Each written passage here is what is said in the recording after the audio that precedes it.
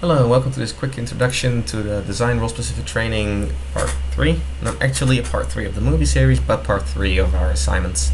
We have to take an existing game, or at least a template of a game, and improve upon it based on our own design decisions and code.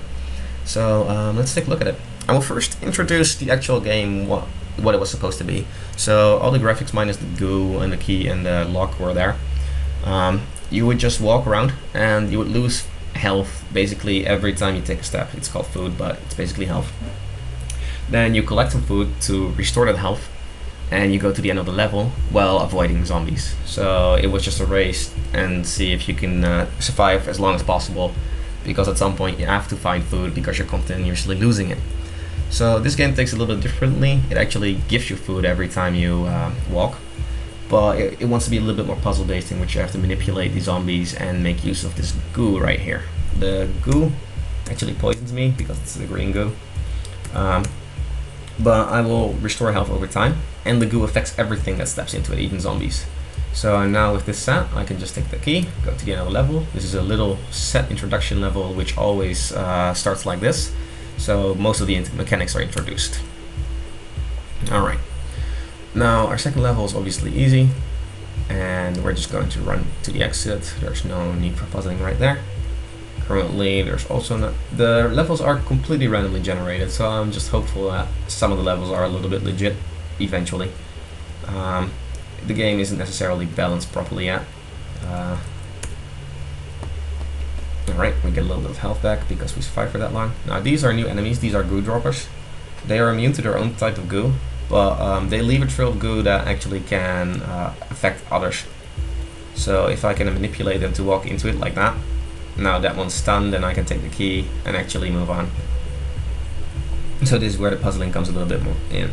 Like I have to just, some levels I can just run away, and in some levels I have to make actively use the goo to manipulate my opponents. For example, now here's the key, so hopefully I can get these opponents to walk in each other's goo. Not really, but they're slow enough that I might be able to just bypass them. Yeah. I'm going to apologize for playing this long. I'm going to quit after this level because there's more goo introduced right now, such as freeze, and I die anyway because you shouldn't step into a freeze goo. Alright, so that's lots of different goos, different enemy types eventually. There's only 3 enemies implemented, but there's a lot of possibilities with these enemies. And that's based on the goo and the enemy AI.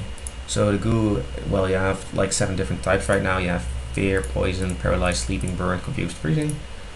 All with their different properties. Poison just makes you lose health. Paralyzed makes you stunned 50% of the time every turn. Sleeping makes you sleep for a couple of turns. Burns does damage over time. But it also makes you faster, I believe. Confused makes your directions random. Freezing just puts you into place for a while. And fear actually, I think it inverts your inputs, and it actually, for the opponents, it makes them run away from you. So then we have our enemies, and you can just state their enemy type with a goo dropper or a key stealer or normal. The key stealer hasn't been introduced yet. If you play level 10, I will quickly launch it. You also have an additional unit or enemy, which is a little bit smaller. He's right here, and he will actually actively go for the key. So he will actually kill other zombies in his way as well. He just wants that key really, really bad. And once he gets hit, I have to actually take it from it, and hopefully he doesn't run away all the time, which he will. And now I can take the key. So there you go.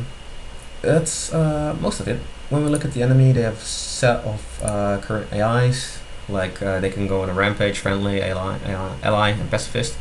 Just how you saw that the key finder actually goes and kills opponents, so he's kind of a friendly. Doesn't mean he will actively look for other zombies to hit, but he will actually hit other zombies and not you.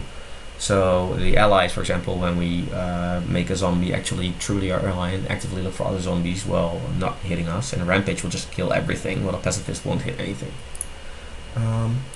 So this is about as far as we can get without completely looking into the code itself, which is available on my portfolio site.